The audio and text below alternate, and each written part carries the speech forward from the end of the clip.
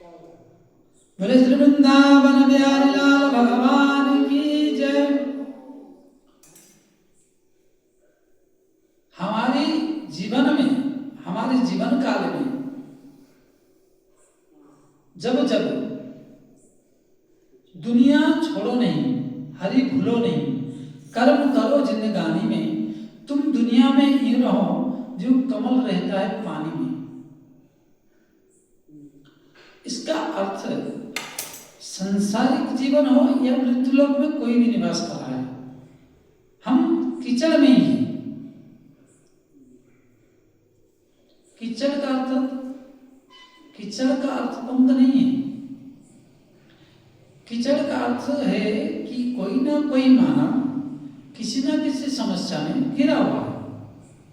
कोई रोग से घिरा है, तो कोई निर्धन से घिरा हुआ है, कोई अभाव से घिरा हुआ है, कोई खाने को नहीं मिल रहा है, किसी को काम नहीं मिल रहा है, किसी को रोग हो गए परेशान है, किसी को भयंकर रोग है, किसी को मानसिक कष्ट है। अर्थात ये सब क्या है? ये सब एक एक कीचड़ है और इस कीचड़ में ही है।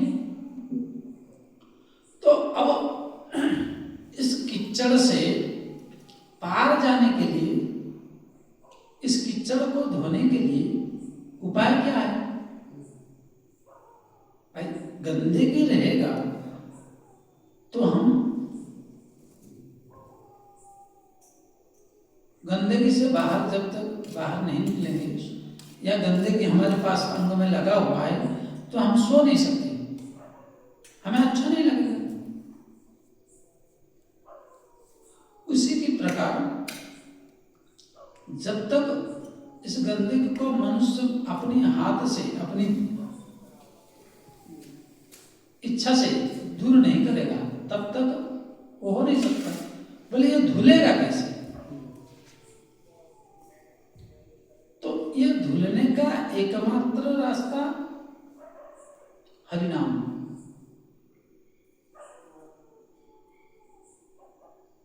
और कोई उपाय नहीं, क्योंकि मलह की धोए मलह की जाए।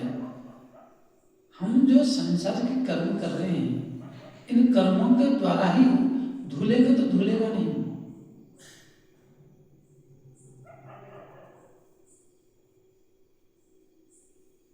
इसलिए हमें राम नाम सब, राधा नाम सब, कृष्ण नाम सब, हरिनाम सब, गुरु शरणागत होकर धोना पड़ेगा। ये नहीं कि मनमुखी कर लो, नाम जब कहीं पे भी कर सकता है कोई, उसमें कोई संशय नहीं। जैसे श्री नामदेव जी महाराज भगवान को पा गए थे, भगवत कृपा को पा गए थे, परंतु गुरु दीक्षा नहीं ली थी। गुरु दीक्षा ना लेने के कारण भगवान नित्य रात्रि भोग में दूध का भोग नामदेव जी महाराज के हाथ से पाते थे, भोग आरोप होते थे। एक दिन एक भंडारा में एक बाई बुलाई भोजन करने के लिए, और देखा कि सब तो आए हैं, इसमें कोई कच्चा साधु है क्या? तो उसने क्या किया, एक जूता लिया और एक तरफ से संतों की खोपड़ी में मारते मारते गया। तो नामदेव जी बीच में बैठे थे। अब क्रोधित होकर भभक उठे, बोले अरे संतों को बुलाई और संतों को बैठा कर कच्चे और पक्के के लिए ये ठोक ठोक के चप्पल से, जूते से देख रही, ये तो बदमाश है। तब वो भाई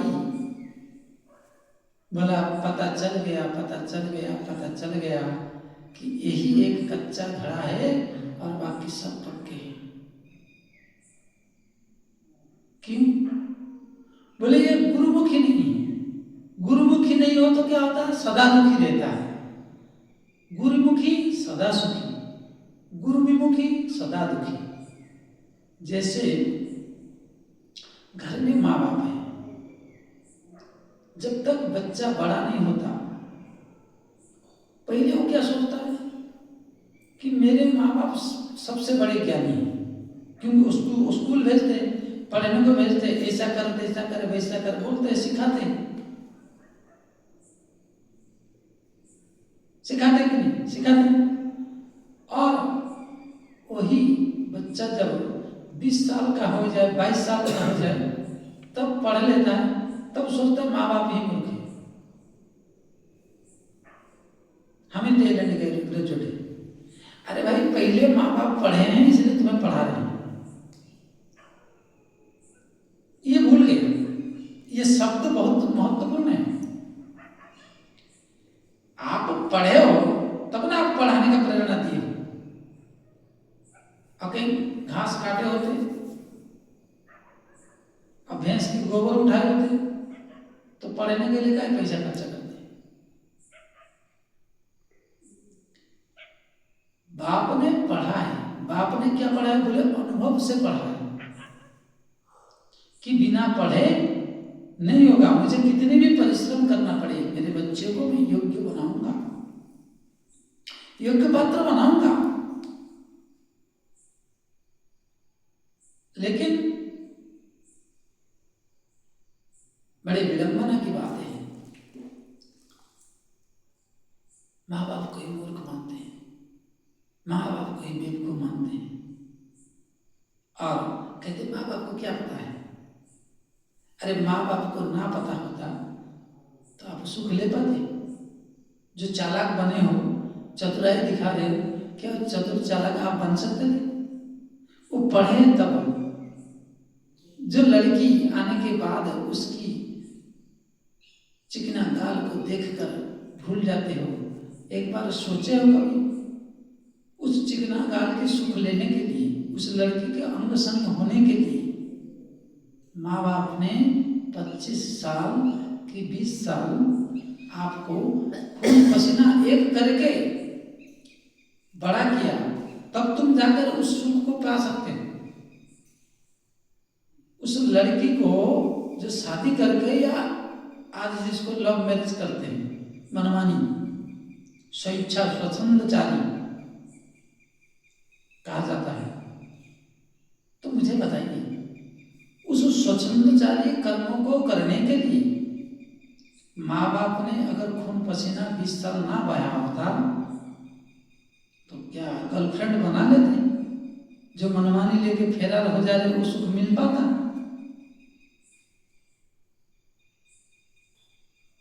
और तभी भी निज खुद की स्वरोजगार से नहीं, बाप की झूठ बोल के कॉलेज में फीस है, फलाना है, ये है, वो है, बाप की पैसे से ही सुख ले रहे।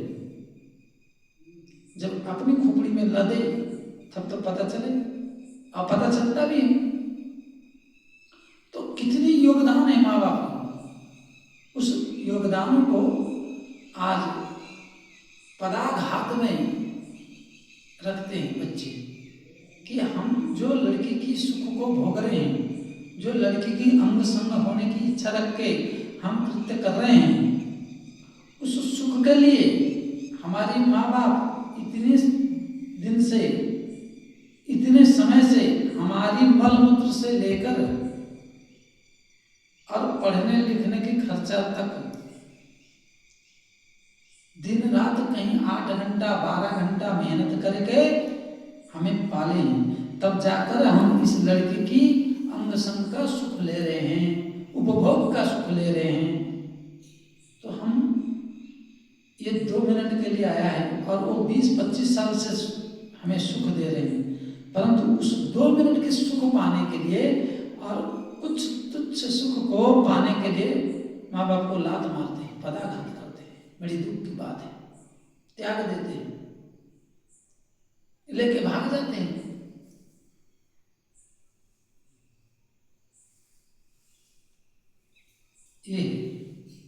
ये टैलेंट ग्रेजुएट, ये है योग्यता, ये क्या वास्तविकता है? नहीं। इसलिए भगवान श्री कृष्ण कह रहे हैं कि स्वेन मथुरा खेन जो मथुरा क्षेत्र हो या धाम क्षेत्र में, और उसमें भी जो मुझे चिंतन करता है वो मुझे प्रिय है। जो मेरी ही चिंतन करता है उसका सदा कल्याण होता है। क्योंकि मंगलम भगवान विष्णु मंगलम गरुड़ध्वज मंगलम पुंडरीकाक्षं मंगलाय तनोहरि।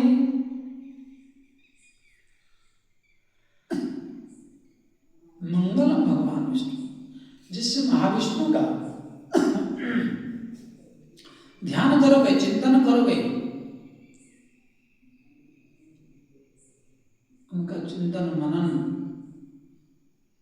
गुणानुवाद करोगे तो अमंगल कैसे होगा? बोले जब आप चिंतन करने की चेष्टा ही किए, तदेव सुलग्नम सुदिनम तदेव ताराबलम चंद्रबलम तदेव लक्ष्मी पतंते घ्रियुगम स्मरामि। बोले श्री राधा रानी चरणकमल की जय। इसलिए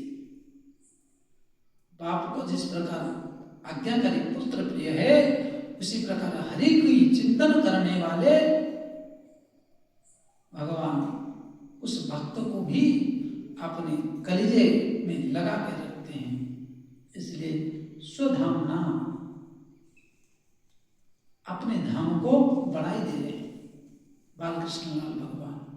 और श्री सुखदेव जी महाराज कह रहे हैं कि निरस्त हुकम, बोले अपना जब बन जाता एन तम एन न संसार, वो फिर संसार में भटकता नहीं, दिखता है परंतु वो मेरा चिंतन मनन करके सुखी रहता है। वो मेरी ही स्वरूप बन जाता है।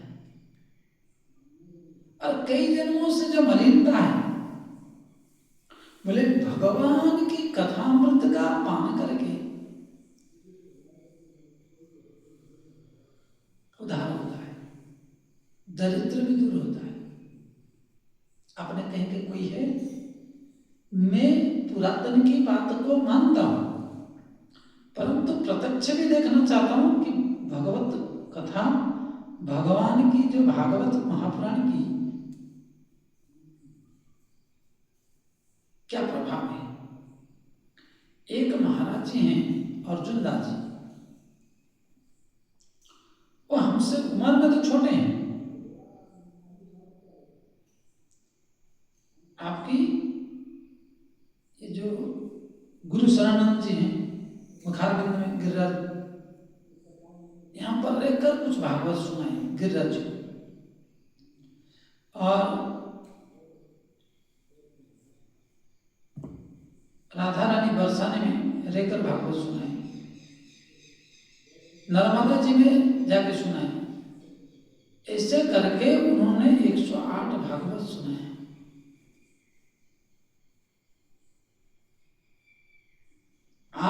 108 भागवत सुनाए। कितना? 108 भागवत महापुराण गान किया। तो 108 भागवत को अगर हम एक हफ्ता में एक भागवत बनेगा, सप्ताह के हिसाब से भी अगर पाठ किया जाए तो 7 दिन लगेगा एक बार पूर्ण करने के लिए। और उस क्रम से अगर देखें तो महीने में 4, अब उसको देखोगे 108 तो कितना दिन लगता है। तो आज महाराज वो 2 जगह के महान जी हैं और निष्कंटक है। एक जगह का कम से कम 1.5 लाख रुपया किराया आता होगा। बुढ़ार करके एक जगह है गुरुआश्रम में, इंदौर में बहुत बढ़िया जगह है, काली मंदिर का पीठ का है। अच्छा, इनकी वैभव को देखकर इस बात को ध्यान देना है। लोग कहेंगे कि बाबा को पैसा मिल गया, धन मिल गया, सुख मिल गया। लेकिन जो 108 उसने गाया 5 साल, धूप सर्दी, किसी ने रोटी दिया, किसी ने नहीं दिया, किस दिन तबीयत खराब हुआ, किस दिन किस 5 साल कोई पास में तो थे नहीं। लोग 1-2 दिन करने में पगला जाते हैं, 7 दिन बढ़िया से नहीं बैठ पाते सप्ताह में। और उस महात्मा ने 5 साल जो लगातार पाठ किया, 5-6 साल लगा, हम देखें 108, और वो भी दूसरे के अधीन में रह गए। कभी उसने कच्चा रोटी दिया तो कभी सब्जी दिया, कभी सब्जी नहीं दिया दाल दिया, कभी बढ़िया से चद्दर नहीं था तो कभी बढ़िया से कंबल नहीं था, कभी कहीं कोने में आसन लगवाया तो कभी कहीं कमरे में लगवाया। तो जो इन सब दुखों को, कष्टों को उठाया है बीड़ा, वो क्या फोकट का है? वो आप खाली खेत में जाकर खेती करोगे, फावड़ा चला लेते तो आप मेहनत करते हो और आपकी मेहनत तो मेहनत है, और उसकी जो 8 घंटा 7 घंटा मेहनत है वो व्यर्थ है। अरे भाई, आप फावड़ा भी चला लोगे, 2-4 लोगों से बात भी कर लोगे, इधर उधर ताक लोगे, लेकिन एकाग्रत चित्त से, एक मन भाव से, एक विचार से, एक ही ग्रंथ पर 8 घंटा 7 घंटे मन लगाना ज्यादा कष्ट है कि फावड़ा चलाना ज्यादा कष्ट है? ट्रैक्टर चलाना ज्यादा कष्ट है? बताइए। फिर बोलेंगे बाबा जी पैसा, अच्छा कहेंगे भागवत इसलिए गाया था। कुछ लोग ऐसे भी व्यक्त करेंगे भागवत इसलिए गाया था। अरे बदमाशों, भगवान स्वयं कह रहे हैं कि जो मेरी चिंतन करेगा उसको सब कुछ मिलेगा। जैसा कामन सुनहि जगावहि, जैसा कामन सुनहि जगावहि, सुख संपत्ति नाना विधि पावहि, सुरदुर्लभ सुख करि जग माहि, अंतकाल रघुपतिपुर जाहि, ऐश्वर्यं मत प्रसादेन, भगवान स्वयं कह रहे हैं, बोले मेरे प्रसाद से ऐश्वर्य प्राप्त करेगा, क्योंकि उसने मेरा चरित्र गान किया, उसने मेरा चरित्र को श्रवण किया। और एक बात बता दूं, जब आप हरि शरणागत गुरु शरणागत हो गए, गुरु शरणागत होने के बाद गुरुदेव भगवान जब श्री लक्ष्मी नारायण या राधा माधव या सीताराम भगवान के चरण में आपको डाल दिए, तो आप किसके बेटे हो गए? ठाकुर जी, ठाकुर रानी।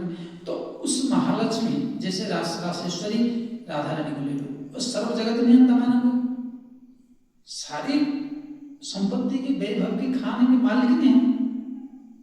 अब जब आप उसके शरणागत हो गए तो आप दरिद्र रहोगे तो उसको शर्म नहीं लगेगी?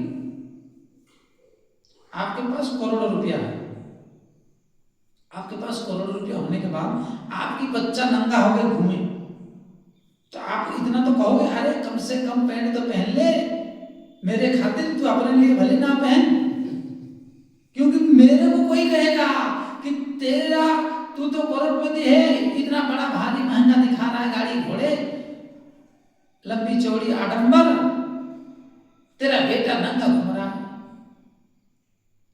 इसलिए जब लक्ष्मी का बेटा दरिद्र होकर घूमेगा तो फिर क्या दारू, शराबी, कबाड़ी, गंजेड़ी, भंगेड़ी, रंडीबाज ये लोग धनवान होंगे?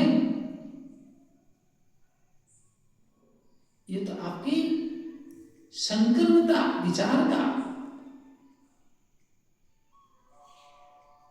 विचार है, संकीर्णता मानसिकता विचार है।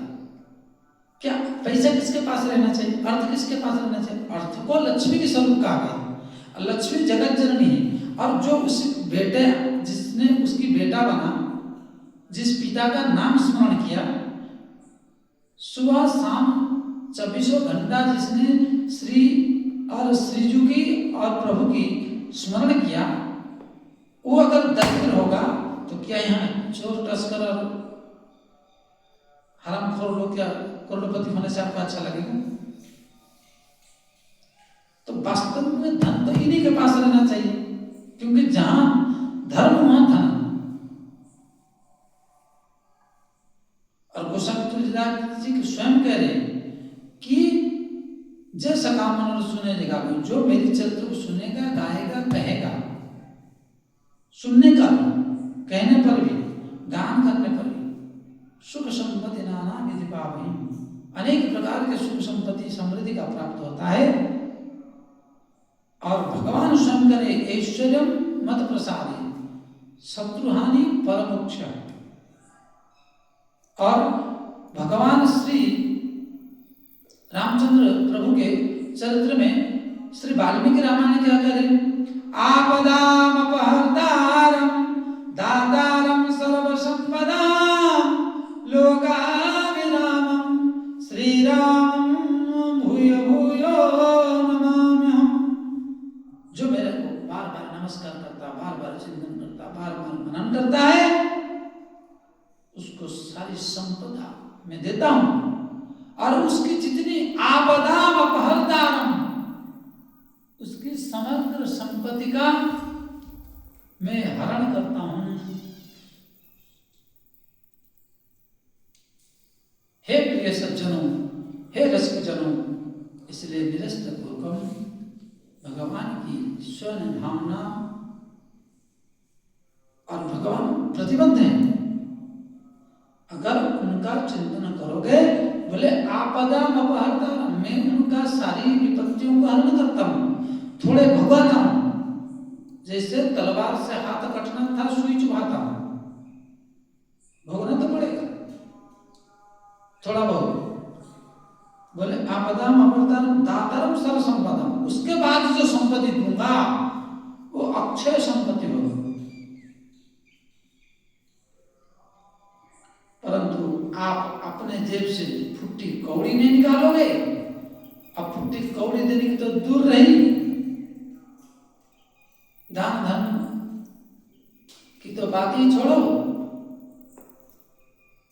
बोले कि हरि स्मृति करने के लिए भी कोई पैसा नहीं लग रहा है, हरि स्मरण भी नहीं करेंगे।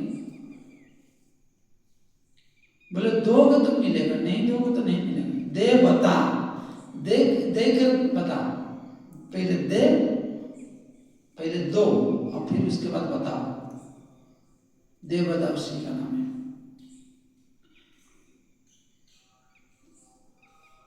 तुलसी पंछी के पिए घटे न सरिता नीर, तुलसी पंछी के पिए घटे न सरिता नीर, दान दिए धन घटे नहीं, जो सहायक रघुवीर, जो सहायक रघुवीर।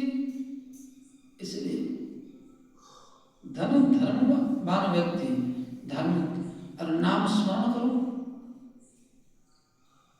और जितनी है सामर्थ्य उतना सेवा करो। परंतु ही महाराज हम कहाँ दे पाएंगे, हमारे पास क्या है? आप खाने के लिए और किसी को देने के लिए नहीं। आपके आश्रित कौवा, बिल्ली, कुत्ते, गाय, भैंस, साधु महात्मा अगर रह रहे, गुरु को जैसे 4 रोटी आप खाते हो, ऐसे गुरु सेवा संत सेवा में 4 रोटी नहीं दे सकते।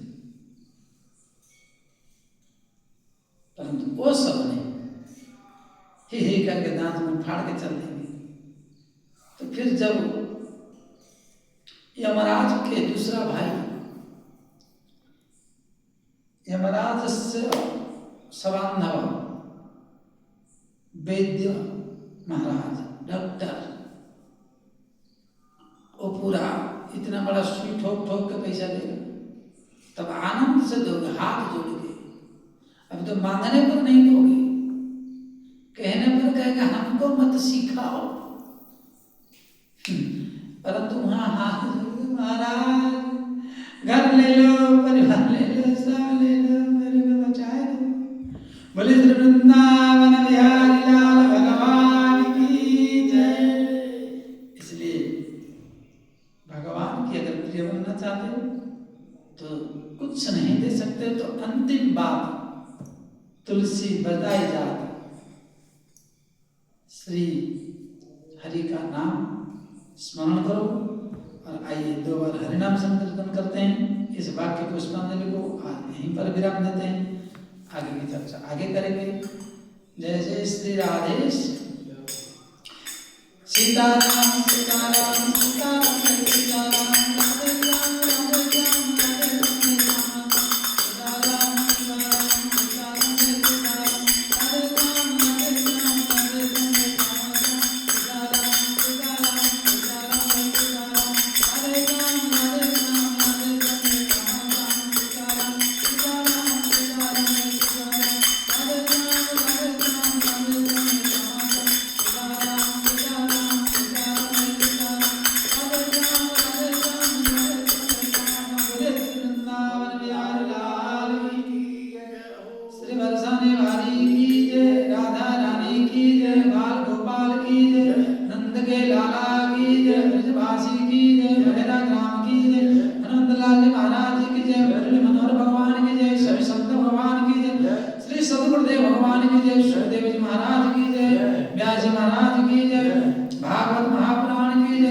सीताराम सीताराम सीताराम सीताराम राधे राम राधे राम राधे राम